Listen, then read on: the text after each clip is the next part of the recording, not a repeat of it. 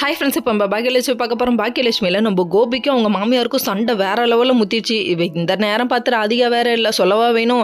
இவர் ஒரு பக்கம் திட்டா, அவங்க ஒரு பக்கம் திட்டா, கொலகார குடும்பம், கொலகார அம்மா அப்படின்னு சொல்லிட்டாங்க. சொன்னதுக்கப்புறம் அவங்க அம்மாவை சொன்னோன்னே செம்ம கோவம் வந்துடுச்சு நம்ம கோபிக்கு. உடனே வந்துட்டு இன்னொரு வார்த்தை பேசினார், நான் திரும்பி போயிட்டு வர்றதுக்குள்ளே நீ இங்கே இருக்கக்கூடாது, இருந்தீங்கன்னா உன்னை கொலை பண்ணிடுவேன்னு சொல்லிட்டாரு. வரே வா, என்ன மருமக நீ அப்படிங்கிற மாதிரி இருக்குது. இந்த சும்மா வேற லெவலில் பயந்துட்டு இருந்தவர் இப்போ வந்து எப்படி நெத்தியடியாக அடிச்சார் பார்த்தீங்களா அப்படிங்கிற மாதிரி இருக்குது. இந்த மாதிரி என்ன பண்ணிட்டாங்கன்னா, இந்த அளவுக்கு இவன் பேசுகிறான்னா இவனை முதல்ல நிம்மதியாக வாழக்கூடாது அப்படின்னு முடிவு பண்ணிச்சு.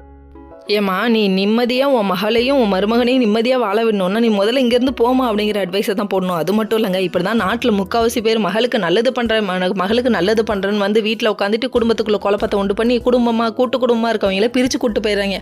அப்புறம் என்ன பண்ணுறாங்க, ஆள் கிடைக்கலையேன்னு கடைசியில் பொண்ணோட வாழ்க்கையிலே விளாண்டு இந்த ஃப்ரீ டைவர்ஸ் வாங்கி கொடுத்துட்றாங்க. இந்த நிலைமை தாங்க நம்ம கோபிக்கும் வரப்போகுதுன்னு நினைக்கிறேன். இந்த மாமாட்டில் போயிட்டு போலீஸ் ஸ்டேஷனில் கம்ப்ளைண்ட் கொடுத்து ஒரு வழியாக கூப்பிட்டு வந்துட்டாங்க. இன்னொரு பக்கம் நம்ம எழில் வந்து டேரக்டர்கிட்ட போய் ஸ்கிரிப்ட் சொல்லணும்னு சொல்லிட்டு மொத்த கதையும் எழுதி முடிச்சுட்டு வெயிட் பண்ணிட்டு இருக்காங்க. அதுக்கப்புறம் கிளம்புற டைம்ல அவங்க எல்லாம் வந்து நின்றுட்டாங்க.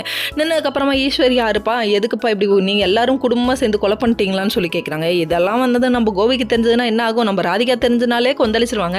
அப்போ நம்ம கோபிக்கு தெரிஞ்சா என்ன ஆகும், இவங்க வந்துட்டு இல்லை அப்படிலாம் எங்கள் பாட்டி பண்ணுறவங்க இல்லைன்னு சொல்லி சப்போர்ட் பண்ணிட்டு இருக்கனால இவங்க வந்து தப்பாக பேசுறாங்க. ஏமா நீங்கள் தப்பாக பேசக்கூடாது, தப்பாக பேசவே கூடாது, குடும்பமே சேர்ந்து கொலை பதிச்சு நீங்கள் எப்படி சொல்லுவீங்க, அப்பெல்லாம் நீ சொல்லவே கூடாது அப்படிங்கிற மாதிரி.